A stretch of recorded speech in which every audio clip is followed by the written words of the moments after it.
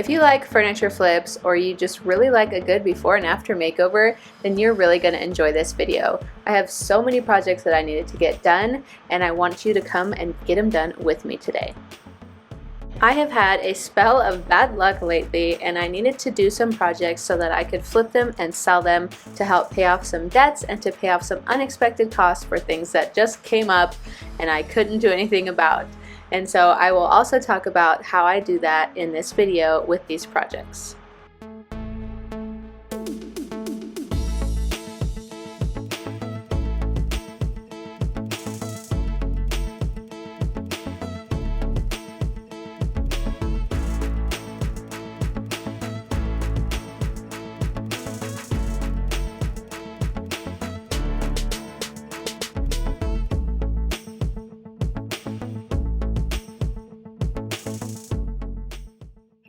Welcome back to Desert DIY. If you are new here, my name is Corey.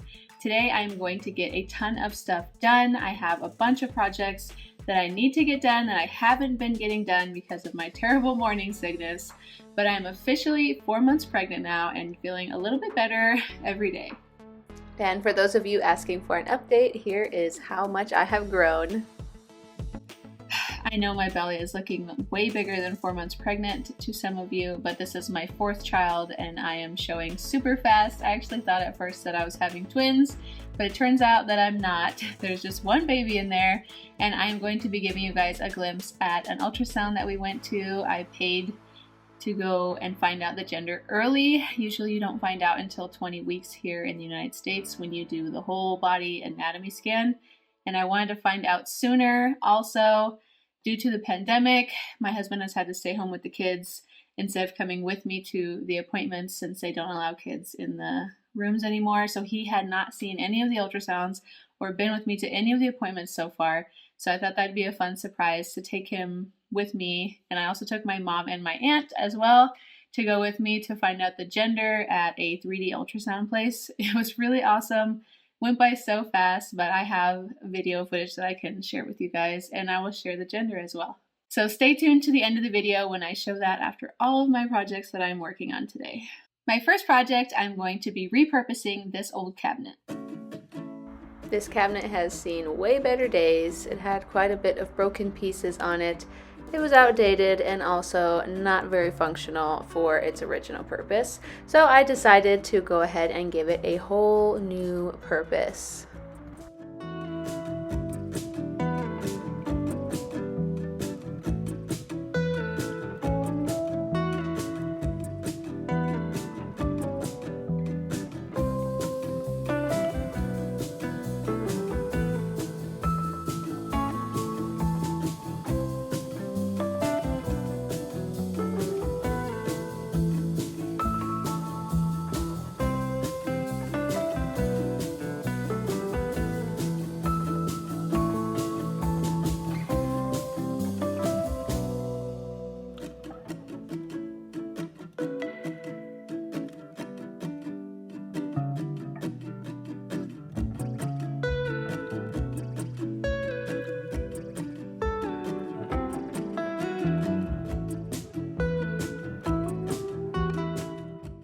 The first thing I'm going to do is get these doors off. My husband was helping me out with this part. I was not feeling very well on this day that we filmed this, so I was the cameraman and he was the one on the camera.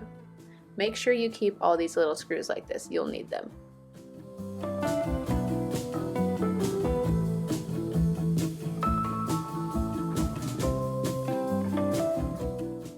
Since we are repurposing this into something different, we're going to take out this little middle post here, and I originally had wanted to make it into a china hutch, but then later on decided that I would rather it be a entryway sort of hall tree organizer command center thing. And yes, there was a lot of icky things inside here, which I am so thankful that it was my husband cleaning it out and not me. For the shelves inside, I'm going to get creative and use these leaves that came out of a dining table that I did a whole long time ago and kept these pieces because I just had a feeling that I'd be able to use them later on, and I just hate wasting solid wood.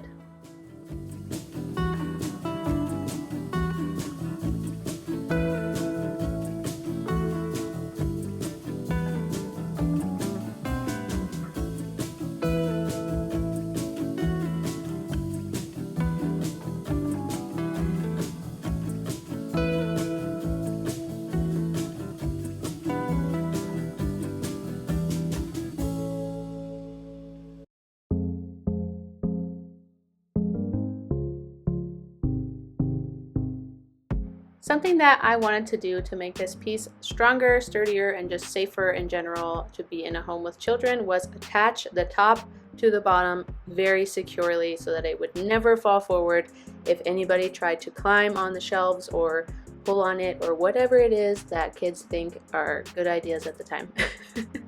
And you can see my little guy in the background helping out throughout this process. So we glued it, and now we are screwing it down from the top as well as from the underside to make sure that it has a tight bond and will not come apart.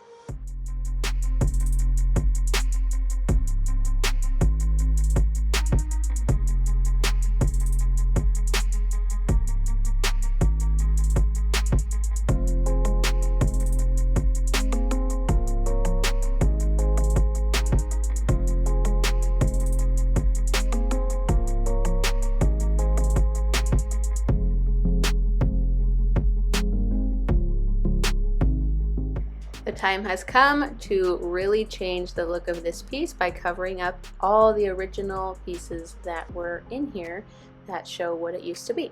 So we're going to glue down one of those pieces from that dining table leaf that we cut to fit, and then we are going to install a shelf that goes above that. And my idea behind these shelves was that it would be perfect for holding purses, shoes, anything that you'd want to just drop off as you're coming inside the house.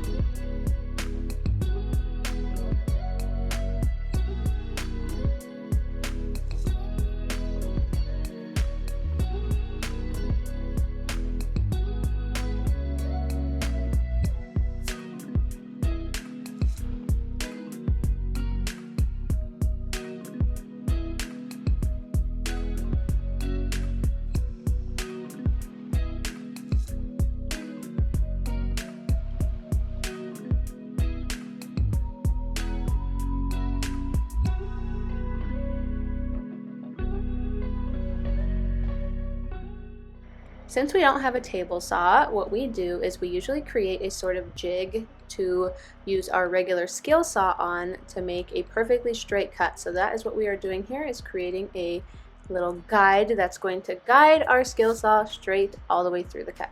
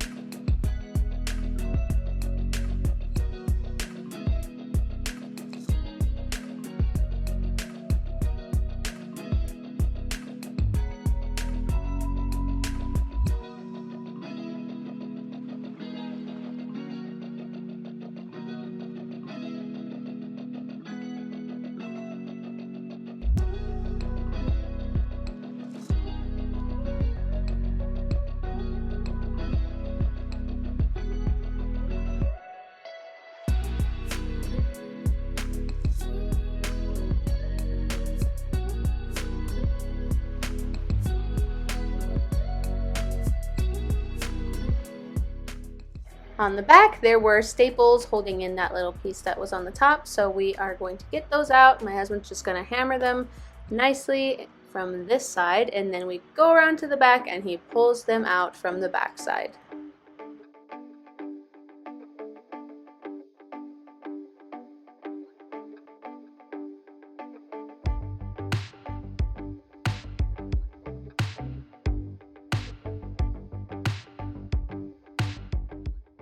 In order for this to be like a true hall tree entryway area organizer, we definitely need some hooks. The only way we're going to be able to secure hooks onto the backing is if we support them with something much stronger than that very thin panel on the back. You cannot screw in hooks to that skinny panel on the back of these type of pieces of furniture.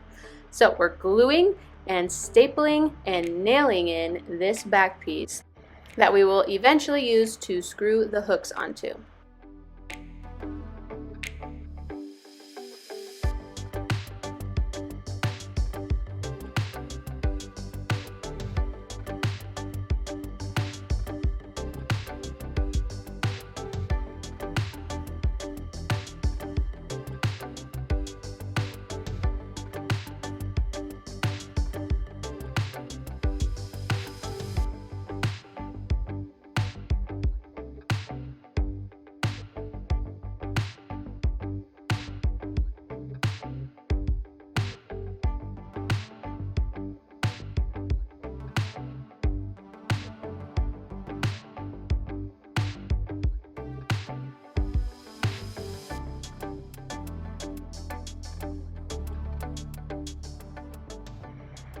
It became time to fill in all the holes on this entire piece, and by that time both myself and my husband were a little bit tired of working on this piece.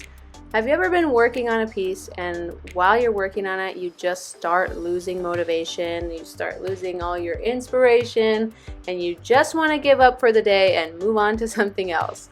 Well, that is where we both were with this piece. We were both frustrated with it, tired of working on the boring prep work, not getting into the fun part of painting and putting on hardware and things like that. So we decided that after we were done putting in all this wood filler, that we would save this project for another day and work on something different. Don't worry, we are still going to finish this piece. It is just not going to be in today's video, just another video very soon. My second project is going to be this buffet right here. A friend of mine picked it up from Goodwill for only $14.99. A solid oak, antique, 100-year-old buffet for $14.99. Isn't it gorgeous? Right now I have one of the doors off on it because that door had a broken piece of glass in it, so I had took it with me to go to the hardware store to fit a new piece of glass. And as you already saw, the top has quite a bit of damage, and here's the proof. $14.99. Look at the wood grain on this piece. It is unbelievable. I think also that this stain was the original stain on the piece when it was made. I don't know what that sticker is for, but that stain is also inside the cabinets and inside the drawers, so I really do think that it was originally this dark color.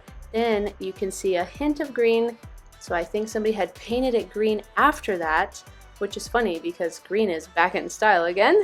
And then somebody took all of that paint off, stripped all of that original stain off, and did it in its natural oak with an oil clear coat over top of that, a polyurethane. So what I'm going to do now is I'm going to keep it that same oak color, and the most simple thing I can do, and the thing I think would really bring out the natural beauty of the piece, is just to refinish that top. I sanded it all the way back down. I needed to take this mirror off in order to sand that part that is right underneath the edge of that mirror, but I used 60 grit followed by 120 grit followed by 220 grit until it was all the way smooth, and I just sanded and sanded and sanded those stains until they were much less visible.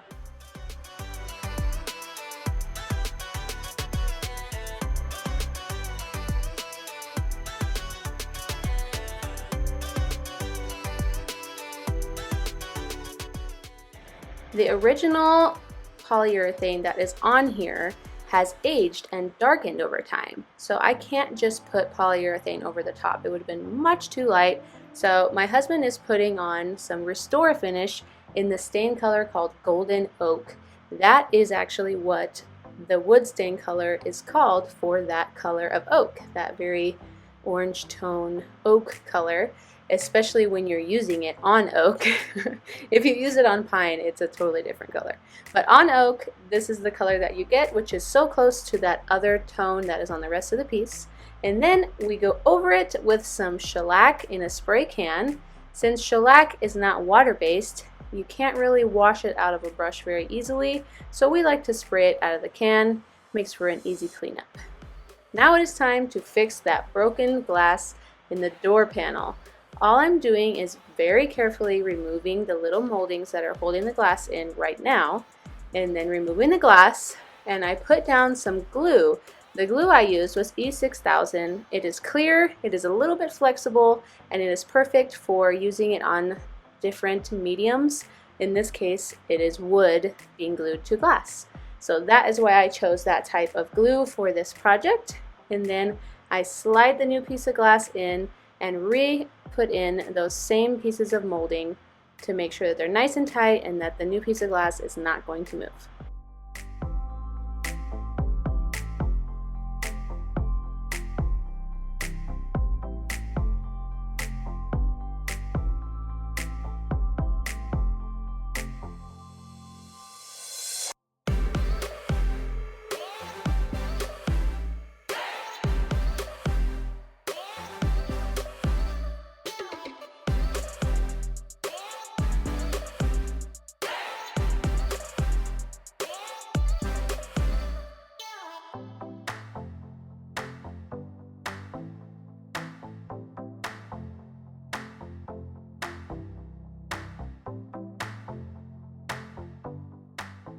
The handles that came on this piece are plastic. They are so funny looking. They look like they're ivory or something.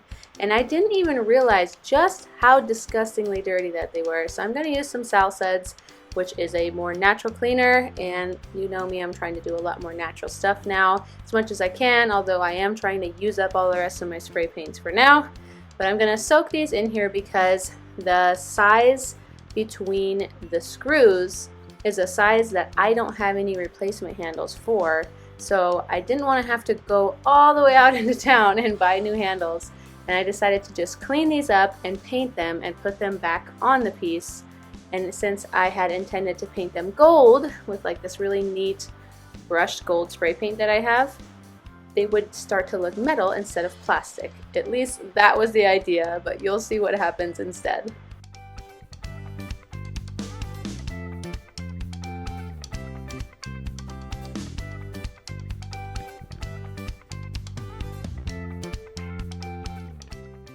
For the knobs that go on the doors, I'm actually going to use some knobs that were given to me by one of my sweet viewers that sent me a care package. If you did not know, I have a P.O. box that I have listed in my About section here on my channel, and if you ever have any leftover crafting supplies, you can send them there to my P.O. box. Just keep in mind that it has to be sent through the U.S. Postal Service since it is a P.O. box.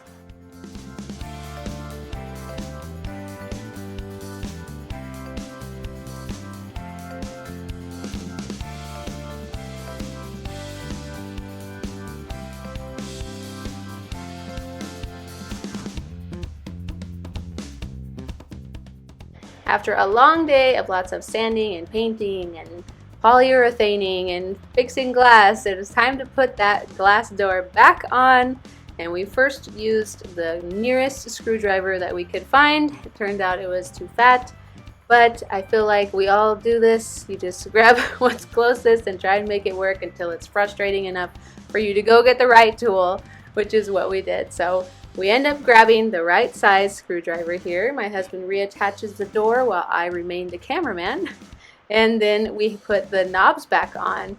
And I will show you in just a second what I meant about that spray paint not working out how I thought it did, at least for the drawer pulls.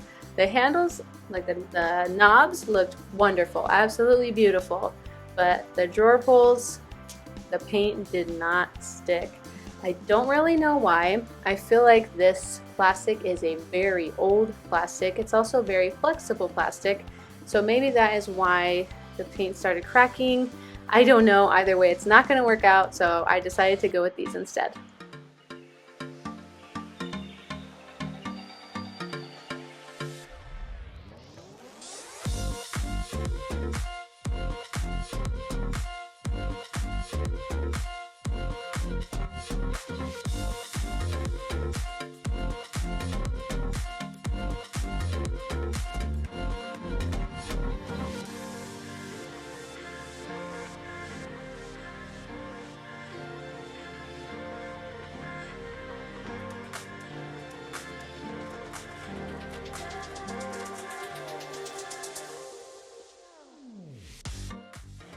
It is the next day, the sun is up, and it is time to make these handles match the other handles that I painted the day before. You can see on the left, I have already finished those, and I'm going to show you here on the right how I did it. I am using Rub and Buff, which is in the color Gold Leaf. I have it linked in my Amazon store. A lot, if not all of the products I'm using in my videos will be linked in my Amazon store if you ever wanted to check that out and grab some of the supplies that you liked in my video.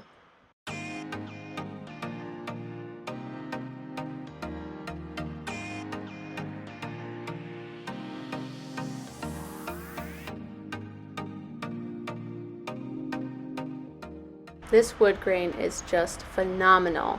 And I want to mention, look deep into the wood grain and you can see that dark stain color that is deep within there that I saw on the back. I feel like an archaeologist that studies furniture only, where I find the history of these pieces, and I love leaving these pieces of history inside where people can see what it was, what somebody else did, and then what it ended up being now, all together to create the story of a piece. The story of this piece is still going on, and I cannot wait to find out who the next owner of this piece will be once it sells. My third project is this amazing antique table, as well as 2 side chairs that I have had sitting in my garage for a very long time. The antique table came from a friend of mine, and she bought it in Texas at an antique store over there, I think. And she has had it sitting in her garage for a very, very long time, waiting for the right place to put it or the right person to give it to, which ended up being me. It is so cool. I feel like it is from the late 1890s to around the early 1900s. It is very similar to the East Lake style furniture with its legs and everything like that. So I'm pretty sure this thing is about 120 years old. Amazing that something 120 years old is able to be fixed as easily as I'm about to fix it for you. If you are somebody who knows antiques really well, I would love to get your advice on what you think would be the correct date that this was made. You can see the top needs work. It's so beautiful though, and I can see that beauty underneath those little dents and dings and stains, and the legs are gorgeous. It has all of its casters, which is unbelievable, and I'm pretty sure, my guess at least, for the age of this piece is that it was made around 1890 to 1900. The legs, as well as the carvings, as well as it being made of the material it is, an oak, I think that it is an East Lake Victorian style dining table. Originally, it was able to be pulled open like super long. I don't even know how many leaves would have fit in there. I don't have any of the leaves. And since the structure of this piece was a little bit wobbly, I decided to just permanently make it a small breakfast table size. Look at how that wood turned out. Such beautiful patina. Many years ago, when it started being popular to have distressed furniture, I remember watching on decorating TV shows where they would take chains and hammers and all these different tools to ding up a piece to make it have this look. This is that look, the aged look where you can tell that this piece has lived a long and happy life, and I cannot believe that I get to restore this and get it to the level of being able to be used for another 100 and maybe 120 years, if that is exactly how old this piece is. My husband is the one applying the Restore Finish. It is the same product that I used on the buffet, in case you were wondering, and I will try and find that on Amazon to link in my Amazon store link in my description box down below this video. We're also going to use the same method of using shellac over top of the Restore Finish as a sealer to help protect this wood for many years to come.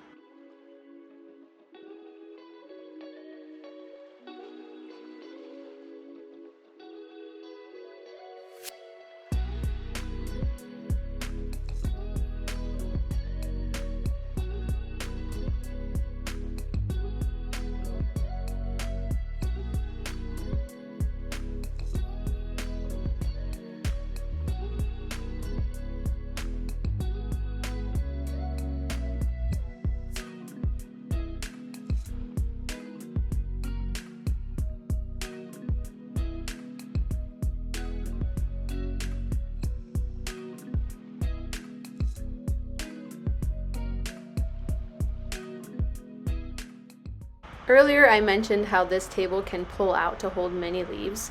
These are those pieces that stretch out to hold all those many different leaves.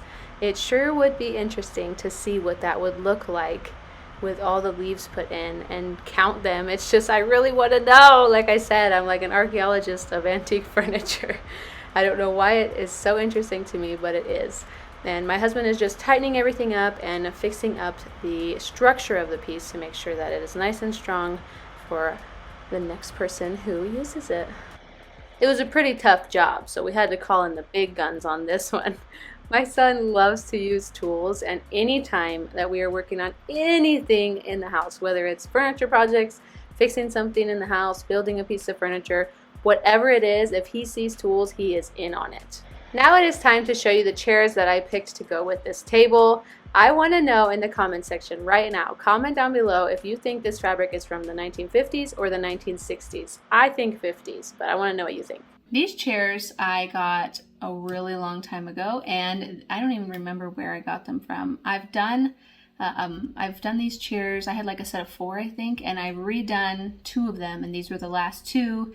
We had to completely rebuild these chairs from taking it all the way apart into every little piece and then re-putting them back together and gluing them together.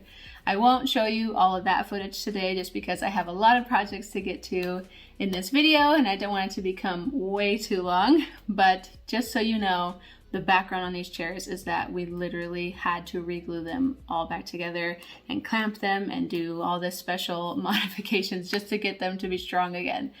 And it's kind of a cool lesson because solid wood chairs like these, you can do that. You can rebuild them, take them apart and rebuild them. Whereas things that are not real wood that are made commonly today, that is not usually the case. So those old chairs on the side of the road, even if they're wobbly, go pick them up because you can take them apart and glue them back together. I'm going to guess that these chairs were made around the 1940s or 50s. They are made of mahogany, at least the stain is in mahogany. And if you have worked with mahogany and painted over it before, you know mahogany is notorious for being a bleeder. It will bleed through any paint you put over top of it. And the perfect cure for that is to just spray it down with shellac before you even start painting. Once the shellac is dry, my husband goes and takes these chairs to our painting area in the backyard and spray paints them with some flat white spray paint as a bit of a primer. And the reason we're doing that is just because I know I'm going to be painting this piece in a light color, and if I try and paint over that dark wood tone with a light colored paint, it's going to take many coats, and I don't want to have to do all that work. And while he was painting that, I was inside ripping up that old fabric, and I'm so interested to see the comments to see what you guys think about the era of this fabric right here. It is like a wheat gold color, and it was covered in a clear plastic over top of that. Here goes my husband doing that primer.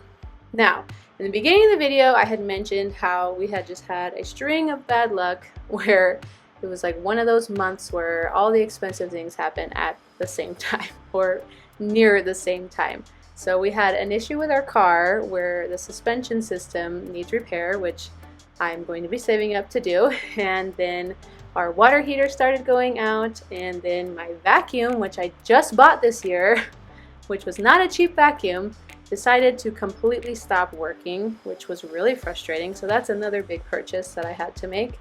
And then to top all of that off, my son broke my phone. If you don't know this, I actually film all of my YouTube videos on my phone. So it has been difficult for me to get things done lately, on top of just having really bad morning sickness for the first trimester of my pregnancy. So all of that added up into us having less income since I was not working as much. So anyway, long story short, I just wanted to say thank you guys so much for supporting my channel even while I've been going through all of this craziness with my pregnancy and now like financial craziness with just regular old bad luck. But I would appreciate it so very much if you guys could share my videos with your loved ones, your friends, or anybody you think would be interested in this type of content or just likes a good before and after. Your views make a really big difference for my family, especially financially, and right now we can really use the help. So again, I just say thank you so much, and let's get back to the project. I'm spraying some polyacrylic clear coat in a satin sheen on these chairs. I like to spray a really good amount when it's especially for dining sets, chairs, or anything that gets a lot of use and gets scrubbed a lot. And then while that is drying, I'm going to go ahead and do the upholstery work for these chairs. I have been waiting to use this fabric that I'm going to use for months. I've been waiting for the perfect project to use it on, and it's just been staring at me in all its beautiful glory. I got it from Joann's, and it was in the upholstery fabric section and on sale because it was going out of stock. So I do not know if they still have it. Sometimes they go out of stock on things and then later come back and restock it again. You never know, but that's where I got it from, and it is absolutely stunning. Very thick and high quality upholstery fabric.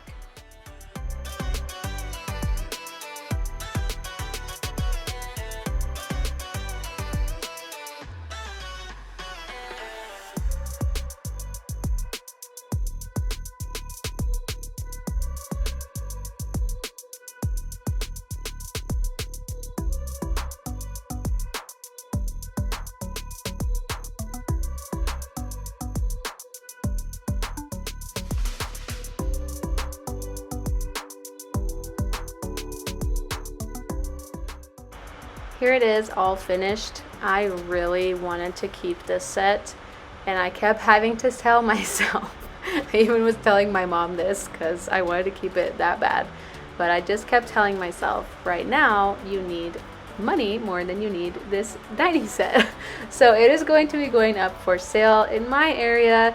It is very low prices compared to many other places in the United States. So I'm going to be selling this set for $150 or best offer in the area that I live in, and I hope it sells soon. That will help me pay for my vacuum and my new phone and everything that I have to fix on my car. Let me know in the comments what you think of how this set turned out. Thank you guys so much for sticking through and watching all of my projects today, and I just am so excited to share with you the ultrasound footage and as well as reveal the gender of our baby. And I want to have a disclaimer here that we are still going to double check the gender when we do our 20-week scan, which is going to be about 6 weeks from now. So since the baby is so small at this stage in the pregnancy, I am a little bit concerned that the gender is not as accurate at this age, although when you see the ultrasound, you might agree that it does appear to be that gender. Here we are at the ultrasound place. That is my mom and my aunt taking care of my kids. My husband was going to grab the girls out of the bathroom so that they could come and see their new baby brother or sister, and then Daddy takes over the camera to record as we get to finally show him our baby.